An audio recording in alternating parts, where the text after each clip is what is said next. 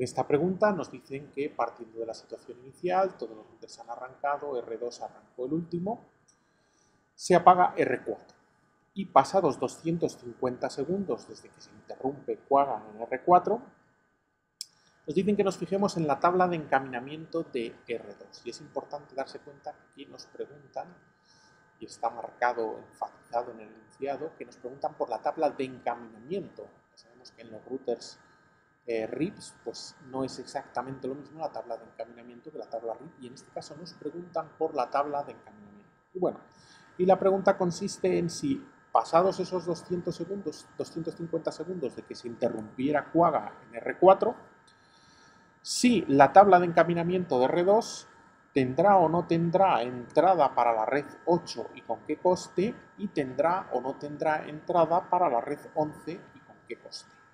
Mirando la situación, bueno, pues con Quagga apagado en R4, pues R2 debería tener en algún momento alguna entrada para la red 8, digamos que en el permanente, después de apagado R4, pues tendrá que haber alguna ruta para la red 8 en R2, puesto que se puede alcanzar la red 8 por este camino. En cambio, para la red 11 no puede tener ninguna ruta en régimen permanente después de apagado R4, puesto que la red 11 solo es accesible a través de R4. Si R4 tiene Quagga apagado, no se puede acceder a la red 11, por tanto, no habrá ruta en R2. Hay que fijarse, por un lado, en el tiempo exacto que nos dicen. Nos dicen a los 250 segundos de apagar Quagga en R4. Estos 250 segundos, ¿qué son? Bueno, pues son a los 180 segundos. Sabemos que R2 ya se da cuenta de que todas las rutas que él alcanzaba a través de R4, entre las que estaría la red 8 y la red 11, son inválidas. Y a partir de este momento empieza un garbage collect timer en el cual está dispuesto a aprender nuevas rutas hacia esas redes. Hacia la red 11 no va a aprender una nueva ruta, hacia la red 8 sí, aprenderá una nueva ruta a través de R1.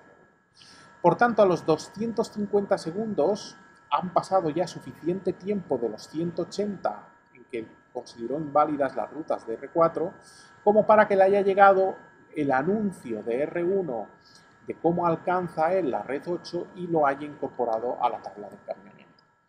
Como decíamos, no puede llegar ningún anuncio para la red 11 porque no hay más camino a la red 11 que a través de R4.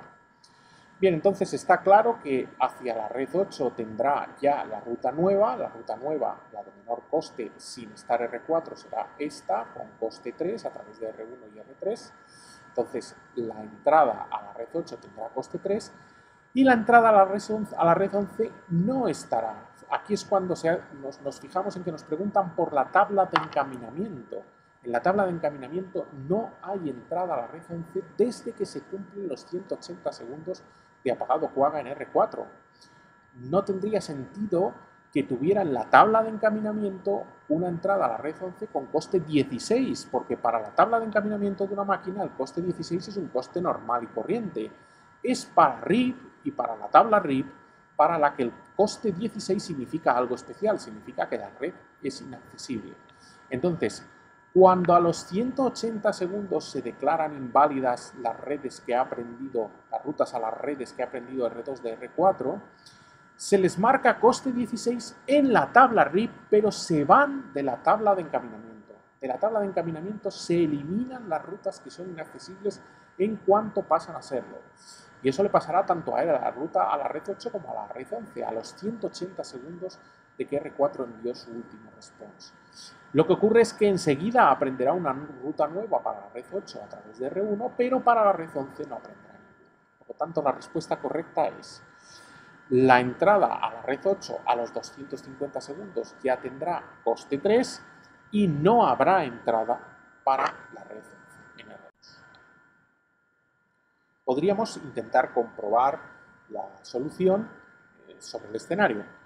Para ello, pues tenemos en primer lugar que apagar Quagga y luego estar muy en R4 y estar atentos para cumplir el tiempo que nos dicen. Entonces apagamos Quagga en R4 y miramos la hora y 250 segundos a partir de este momento será el momento en el que habrá que comprobar cómo es la tabla de R2. Entonces vamos a empezar a dejar pasar el tiempo. Bueno, vemos que ya llevamos 3 minutos aproximadamente, 3 minutos y medio. Bueno, ya falta poco. A los 42:10 se cumplirán los 250 segundos aproximadamente desde que apagamos QAM en R4. Bueno, quedan 15 segundos. Quedan 9 segundos. Nos vamos preparando para ejecutar aquí el comando route. Tampoco es necesario que esto sea exacto. Los tiempos tienen suficiente holgura. Vamos a probar ya la tabla de encaminamiento de R2 y entonces aquí podemos ver que hay una entrada para la red 8 con coste 3 y también podemos ver que no hay entrada para la red 11.